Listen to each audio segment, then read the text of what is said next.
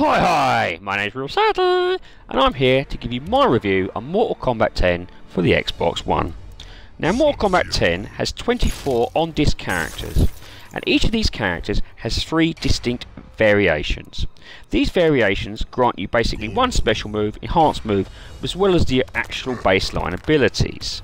Now, no matter what variation you choose, fights are non-stop exchange of aggression and intense pressure, and blocking is paramount here.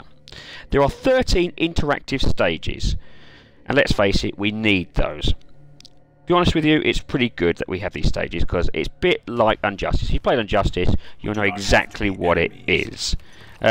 Basically, you can jump off walls, fling old ladies, and do everything you want. Mortal Kombat ties in all your solo and online content into a factions metagame. Here, you choose a side, and all of your efforts across all game modes contribute to your faction's fight for dominance in the 3 realms. To support this, Mortal Kombat has extra content, including special faction towers, faction boss battles, and special online bouts. They also have living towers, which are updated daily, hourly, and weekly.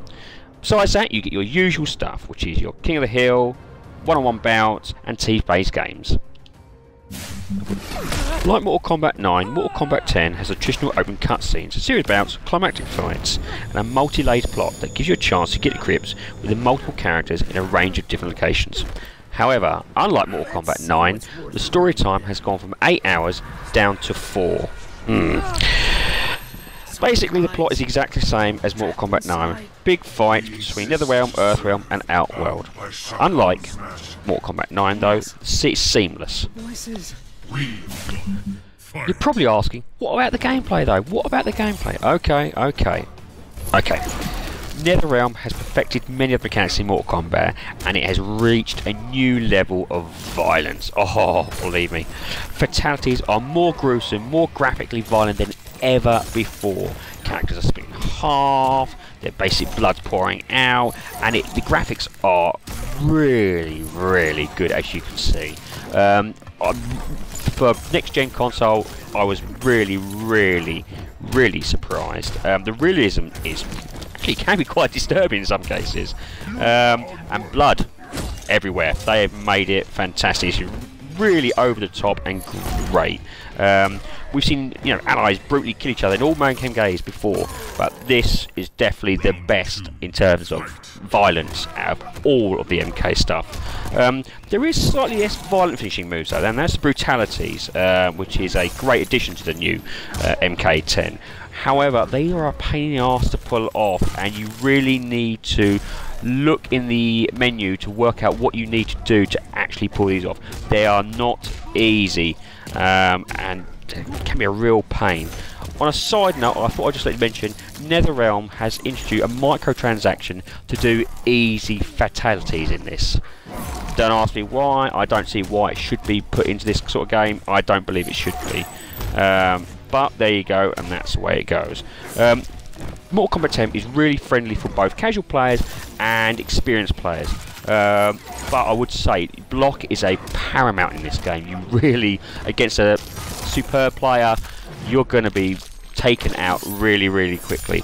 And if you spend the time to learn all the combos, the finishing moves, the brutalities, even just like the special moves, you are going to enjoy this game thoroughly.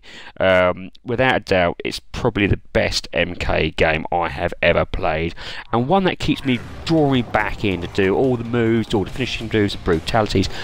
There are no stage fatalities, I might add. However, recently we have found a stage brutality on the Deadwoods, which kind of indicates that maybe there are little things left and right and centre that we don't know about in MK that is still ready for us to play around with. But overall, graphics, gameplay, superb, and to be honest with you, best ever MK in that part ever in all the series.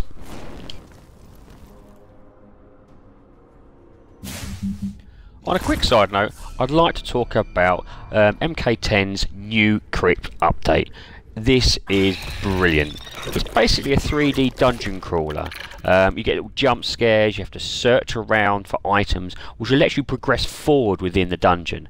It's so much better than MK's 9, where you just wander in, press a button, and you see a death sequence. Here you really have to think about it, you have to remember using the map where you've been, you have to try and find a particular item to even progress forward.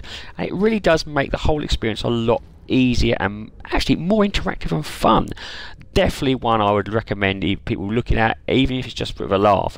Unfortunately, NetherRealms has actually given in a basically spend real money to unlock the entire crypt, which is personally for me a big no-no. This is a great little piece here, and just miss out on it just because you're going to spend some money is, in my opinion, completely stupid.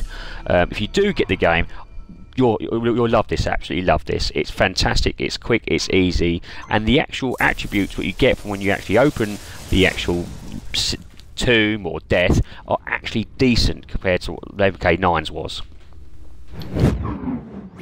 Kombat 10 gets an 8.5 and is highly recommended.